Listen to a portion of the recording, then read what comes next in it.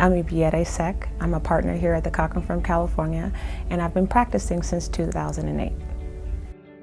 I believe that I've always wanted to be a lawyer. I didn't know what that meant until I saw Johnnie Cochran trying the O.J. Simpson case on national television. And I thought to myself, that's what I want to do. That's who I want to be. It's been kind of like a relay race, hasn't it been, in many respects, in this journey toward justice? He was just a very prominent African-American figure in the community, and I had never seen an African-American lawyer with such elegance, such grace, who was so articulate and compelling. And I wanted to do that. I wanted to be that. I didn't see him as being any different than me. I saw him as a person who I could relate to, and what he was doing was attainable. For the first time, it was like, I can do that, being a voice for other people, a storyteller, so to speak. It was something that I had subconsciously been working towards since I was probably 14.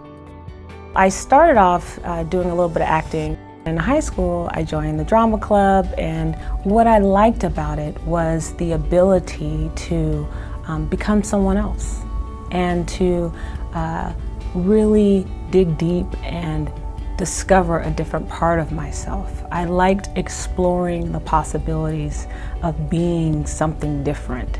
And when it came to being a lawyer, I recognized that every person that I have contact with is someone that I have some relationship with, and I have to, in some way, find out as much as you can about them so that you can tell their story effectively.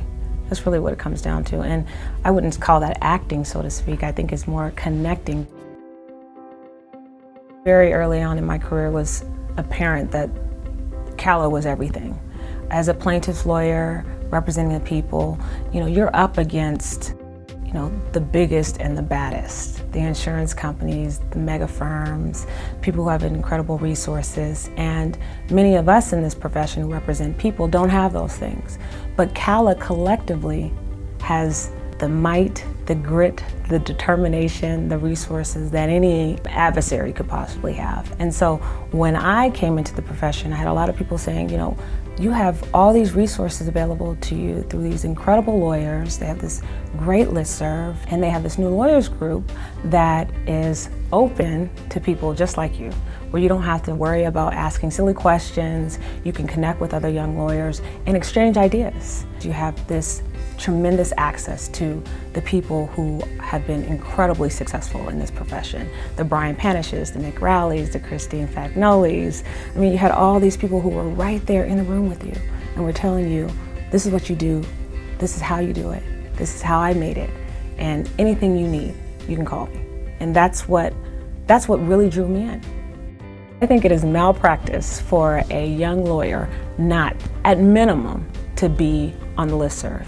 Just to ask the questions, and even if you aren't asking the questions, just watch everything happen and learn from other people's mistakes. See what other people are doing wrong and do it better. Young lawyers shouldn't cheat. You shouldn't try to overplay your hand. You shouldn't be dishonest. You should always be focused on being the best lawyer you can be.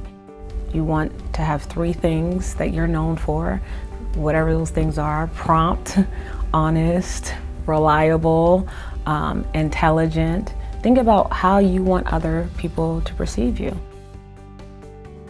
There are no shortcuts. You have to do the work. If you don't know something, you have to commit to learning it and make it your craft. You have to invest in it. And I learned that early on. I wish I would have learned it earlier. But once I understood that, it made things a lot easier. It's like, I have to master this. I don't recognize my risks until I fail. And I've had failures. I don't win every case. I don't win every trial. I don't succeed in everything I do. But I mean, what we do in its nature is risky. You know, we're gambling when we take on cases. We're gambling when we say, you know, no to a settlement, we're gonna try it. We see people usually at the point in their life where it can't get any worse. And I've had to recognize that I can't fix everything. I didn't break it.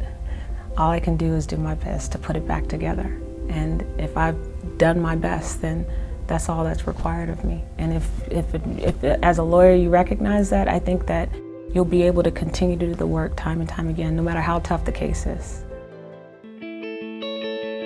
People ask me all this time, Ibiere, how do you balance it? How do you do all of these different things? You have so many things on your plate, and I don't have an answer to that. All I can say is that I just do. I just do it. I like to walk, I like yoga and meditation, I love music, I love hearing my son laugh, and it's perfect. It's exactly what I need. So any little thing to just get calm again is, I think, important. You have to take care of yourself, otherwise you can't take care of your clients. I believe that the reason I'm successful and I'm able to accomplish my goals is because I set very clear and definite, achievable goals. So that's my key to success. And I don't compare it to anyone else's success. It's my personal success. And thankfully, I've achieved a lot of things in my life, and I hope to achieve a whole lot more.